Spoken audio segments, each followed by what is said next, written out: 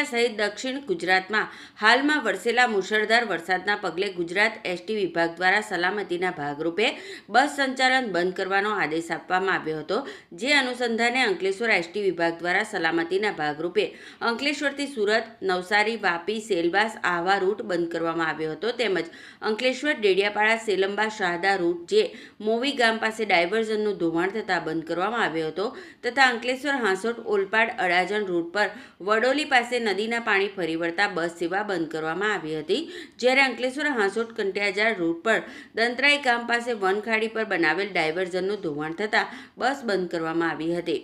હાલ વરસાદે વિરામ લેતા અને માર્ગો પરથી પાણી ઓસરી જતા માર્ગોનું સમારકામ અને ડાયવર્ઝનનું સમારકામ થતાં અંકલેશ્વર ડેપોમાંથી રોજિંદા મુસાફરો, વિદ્યાર્થીઓ અને અન્ય મુસાફરોને અગવડ ન પડે તે માટે ગતરોજથી તબક્કાવાર આ રૂટો પર બસનું સંચાલન પુનઃ શરૂ કરવામાં આવ્યું હોવાનું ડેપો મેનેજર જગદીશ ગાવિતે જણાવ્યું હતું।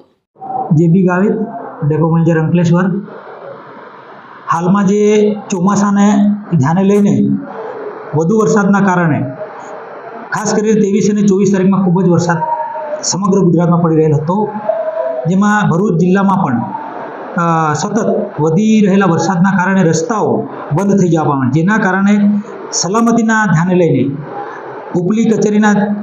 આદેશ મુજબ અમુક રૂટો જે પાણી ભરાઈ ગયા હતા, રસ્તા બ્લોક થઈ ગયા હતા, કંટ્રોલ કરવામાં આવેલ હતા, જેમાં ખાસ કરીને સુરત, વાપી, સેલવાસ અને આહવા, એ જ રીતે ડેડિયાપાડા, મોવી અને અંકલેશ્વર, હાંસોટ,